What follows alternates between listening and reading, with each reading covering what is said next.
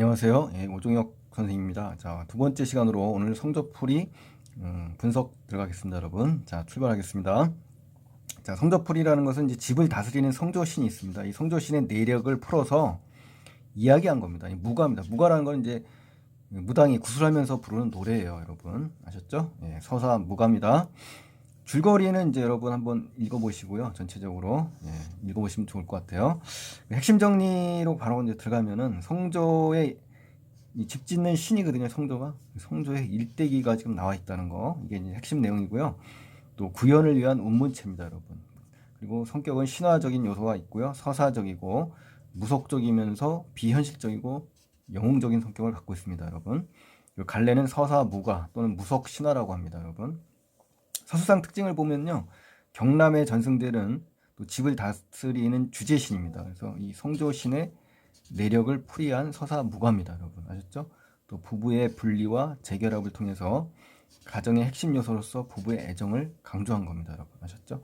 또 새타령, 배타령, 나무타령 등 판소리 사설에서 볼 수 있는 수많은 삽입가유가 이제 들어가 있습니다, 여러분. 아셨죠? 그 사사체, 네 글자 네 글자 가사체 율조로 되어 있고요. 행구분이 되어 있습니다. 무가기 때문에 그래요, 여러분. 아셨죠? 또 성조의 일대기는 전형적인 영웅의 일생 구조를 그대로 따릅니다, 여러분. 그래서 영웅 서사 구조와 비교하는 거 굉장히 중요합니다, 여러분. 또 유사한 문장 구조가 반복되고요. 리듬감을 줍니다. 그래서 구현하기 좋게 그렇게 정리되어 있습니다. 또 네 번째는 이제 영웅의 일대기적 요소랑 이제 맞물리는데요. 이 고귀한 혈통과 신이한 출생을 합니다. 여기서 성조가요. 그래서 서천국 왕의 혈통이죠. 고귀하죠. 혈통이. 그리고 치성을 들여서 어머님이 치성을 들여가지고 신이한 태몽을 꾸게 되면서 성조가 탄생하니까 신이한 태생이 되겠죠. 또 비범한 능력을 보면 두 번째로 성조는 어려서부터 총명합니다. 그래서 15세에 지상계에 나무를 심게 되는 거죠. 솔씨를 뿌려가지고 또 위기가 오는데요. 18세에 혼인을 합니다. 우리 순특강책에는 빠져 있습니다만 아내를 박대합니다. 그리고 주색에 빠져서 방탕한 생활을 합니다. 그래서 결국 귀양을 가게 되거든요. 근데 이제 귀양 가서도 조력자의 도움을 받습니다. 이 성조가 청조, 상서로운 전설 속의 새거든요. 편지를 전해주는 역할을 하죠. 이 성청조를 통해서 아내에게 소식을 전해서 아내가 또 옥진분에게 이야기해서 결국 귀양에서 풀려납니다. 그리고 나중에는 이제 성공하게 되죠. 10명의 자식을 낳고 딸과 아들을 5명씩, 그리고 인간을 위한 성조신이 되는 그러한 그 위대한 신으로 발전한다는 거, 여기까지 이제 정리를 하시면 되겠고요. 자, 두 번째로 가시면은 무가, 이 글은 이제 무가지 않습니까? 이제 무가와 판소리를 서로 한번 비교를 해봐야죠. 지난 시간에 배웠던 홍보가 있지 않습니까? 비교하기 좋죠. 그래서 구현자가 뭡니까? 무가는 무당이라는 특수 계층이 나오는 거고요. 아무나 이제 하는 게 아니지 않습니까? 그리고 판소리도 마찬가지입니다. 전문적인 노래꾼이 해야지 일반인이 판소리 하기 힘듭니다, 여러분.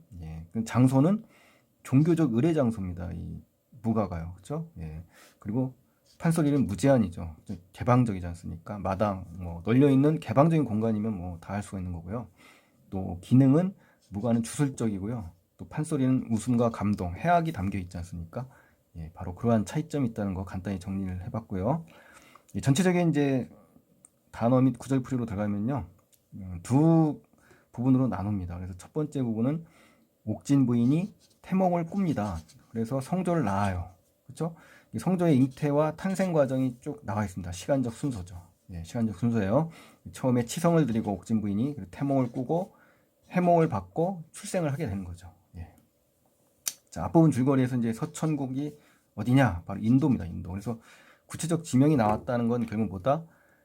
작품의 사실성을 얻는 겁니다. 여러분 아셨죠? 기자정성이라고 나오죠. 기자치성. 여기 이것은 이제 아들 낳기를 기원하며 정성을 다하여 비는 일입니다. 그래서 기자치성 모티브가 있습니다, 여러분. 각 소설이나 이런 설화에 바로 이러한 부분이 담겨 있는 겁니다, 여러분. 또 어떠한 선관할 때 이 선관은요, 선경에서 벼슬살이라는 신선입니다. 신선. 황학이라는 거는 전설에 나오는 누런 색깔의 학을 얘기하는 거고요. 이 체온이라는 것은 상서로운 구름을 얘기하는 겁니다. 그래서 이 부분이 어떠냐? 느낌이 굉장히 환상적이죠. 신비로운 분위기를 연출합니다. 이 부분이. 그리고 이 선관은 초월적인 인물이죠. 이러한 특징 잘 정리하시고요. 또 국문을 크게 열고 이제 부인 곁에 앉으니까 이제 놀라지 말라고 하면서 도솔 천궁지왕이 나타나죠. 이 사람은 누구냐면 도솔천에 있는 그 궁궐의 왕입니다, 여러분. 그래서 초월적인 공간이 되는 거죠, 이 도솔천이.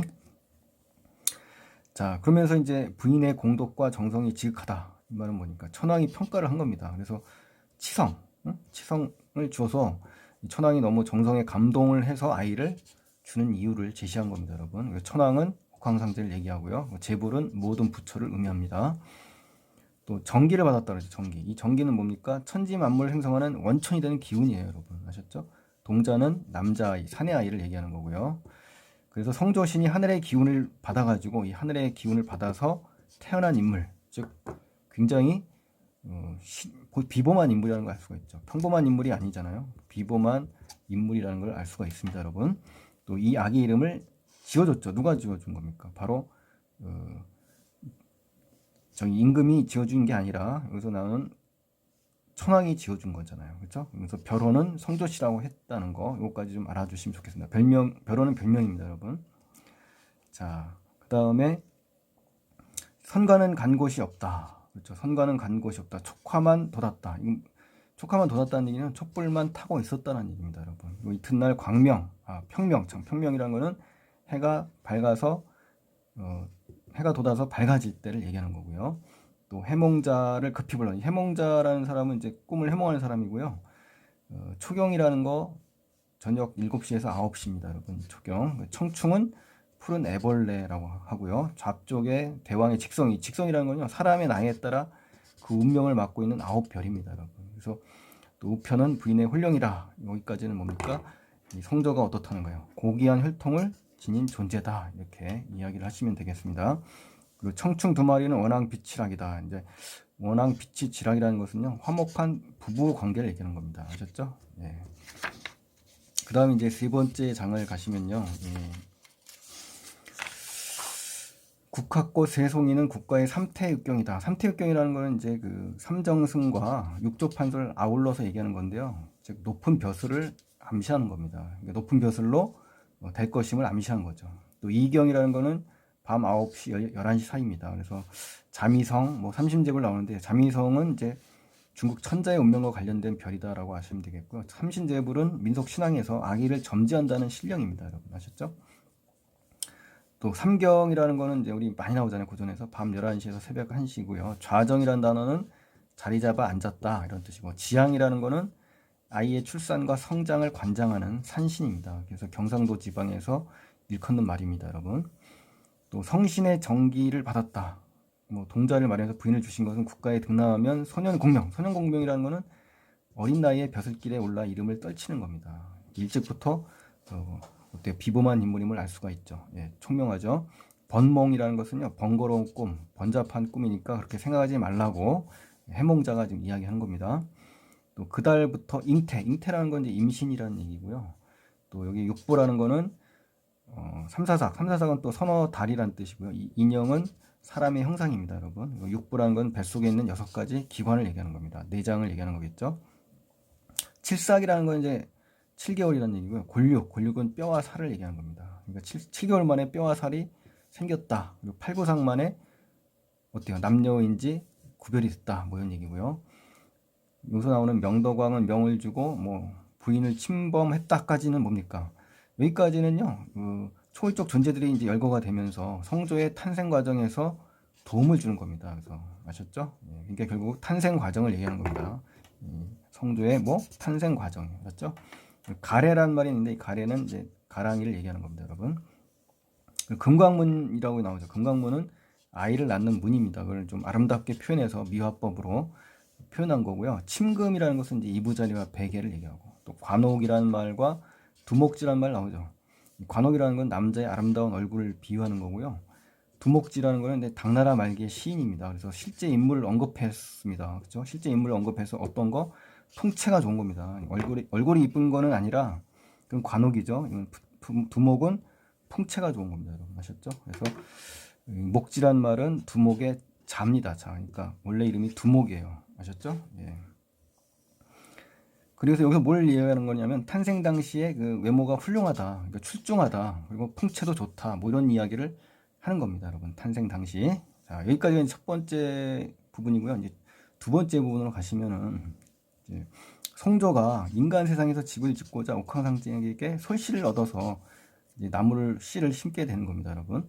또 인간이 생겼을 때 연명은 풍족하나 집이 없다. 그러니까 또 더운 날 추운 계절이 곤란하다. 그러니까 결국 뭐냐면은 집이 없기 때문에 인간이 살기가 어렵다는 거죠. 집과 인간의 삶이 굉장히 밀접한 관련을 갖고 있다는 겁니다. 그래서 그렇죠? 네, 그래서 집을 지어주려고 하는데 성조님이 이제 생각하기를 내 지하국, 즉 지상 세계를 얘기하는 겁니다. 그래서 텅 빈 산에 나무를 베어서 만들어야지라고 생각한 거죠. 그래서 추위와 더위를 피하게 하고 존비라는 건 이제 사회적 지위나 신분의 존귀함과 비천함을 얘기하는 겁니다. 그걸 가르쳐 주면 이 나의 이름이 빛나는 이름이 누만년을 전하리라 이렇게 됐잖아요. 그러니까 성조가 인간들에게 집을 지어주는 이유가 나온 겁니다. 최초로 자기가 집을 지어줘서 이름을 날리고 싶은 거예요. 명성을 날리고 싶고 자기가 집 짓는 신이 될 것임을 암시하는 거죠. 아셨죠? 또 부모 양의전이라는 말은 간단히 부모님 앞에라고 이제 해석을 하시면 되고요. 이제 자 마지막 네 번째 장을 가시면요. 무주공산에 이제 도착합니다. 이제 성조가요. 그래서 온갖 나무를 봐요. 근데 그게 전부 어때요? 여기서부터 여기까지 전부 그 용도가 정해졌습니다. 그러니까 여기에 보시면은 그 나무들이 전부 어때요? 이미 용도가 정해진 겁니다. 그래서 여기서 이제 단어들 한번 볼까요? 당산이라는 단어 이제 나와요. 당산이라는 건 토지나 마을에 수호신이 있다고요. 신성시하는 그런 장소고요. 오작은 까마귀와 까치입니다. 그리고 국수라는 거는 국사의 방언인데 국사당, 성황당이라고 하거든요. 그러니까 이러한 부분들이 이제 뭐냐면 상소의 내용이 되겠죠. 상소의 내용. 그러니까 무주공산의 나무를 집 짓는 재료로 사용할 수 없다라는 상소의 내용이 되겠죠. 그래서 결국은 뭐냐면 용도가 이미 정해져서 그 나무 재료를 쓸 수가 없다라는 내용이 되겠죠. 그래서 결국 쓸모가 없는 고로, 그렇죠? 천상옥경, 즉 뭡니까? 옥황상제가 사는 곳이에요. 초월적인 상황이라는 걸 알 수가 있죠. 그래서 옥황님이 상소를 받아 관찰하고 성조를 보아 기특했다는 건 신통하고 장하게 여기시고 제석궁이라는 거는 그 집안 사람들의 수명이나 공물, 의류, 화복을 관장하는 신이라고 합니다. 그러니까 제석상을 모신 궁전이 되겠죠. 거기에 명령하시어 솔시 서말 닷대 7업 5작을 허급하시거늘. 이 말은 7폭 5짝이라는 거거든요. 예, 그래서 허급하다는 얘기는요, 달라는 대로 허락해서 베풀어 주셨다, 그 얘기입니다, 여러분. 그래서 성조님이 소나무 씨를 받아서 지하공으로 내려와. 지하공이라는 것은 이제 인간 세계입니다. 초월적인 모습이죠. 이렇게 자유자재로 왔다 갔다 하지 않습니까? 또 무주공산에 도착해서 여기저기에 심어놨어요. 그래서 지상계의 집짓기 문화는 뭐다? 천상계의 도움으로 시작됐다, 이 얘기네요. 환국할 때, 다시 이제 성조가 귀국했을 때 이 말이에요. 불언간 오래 지나지 아니하는 동안에 3년 동안 성조 나이가 이제 18세가 됐다. 이 말은 그만큼 뭡니까? 3년간의 세월의 흐름을 요약적으로 제시해 주는 부분입니다. 아셨죠? 자, 그래서 이렇게 정리를 잘 하시고요. 예, 열심히 공부하시기 바랍니다, 여러분. 고맙습니다. 감사합니다.